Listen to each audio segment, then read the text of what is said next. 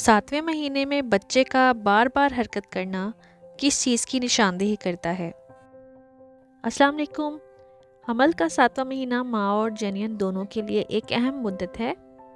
इस मरहले पर जनियन की सेहत की निशानदेही करने वाली एक अहम अलामत इसका बार बार हरकत करना है। इस वक्त काबिल तवज्जो जनियन की सरगर्मी की मौजूदगी क्या जाहिर करती है?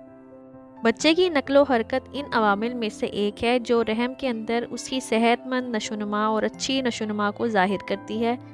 हमल के आखिरी महीनों में बच्चादानी के अंदर बच्चे की नकलो हरकत का दायरा फैल जाता है, जिससे उसे हरकत करने और फैलने के लिए मज़ीद जगह मिल जाती है।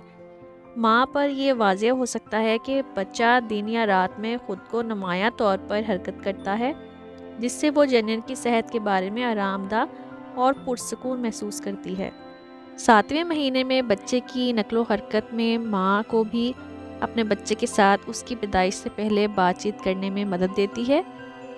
जनिन अपने पेट पर माँ के लम्स को महसूस कर सकता है और बातचीत और हरकत के साथ उसका जवाब दे सकता है।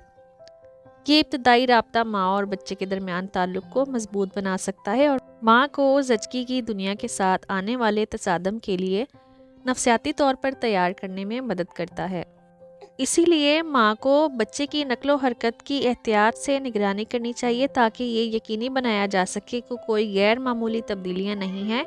अगर माँ बच्चे की नकलो हरकत में कमी या उसके रवैये में कोई नुमायां तब्दीली महसूस करती है तो बेहतर होगा कि इस मामले को माहिर डॉक्टर की तवज्जो दिलाएं।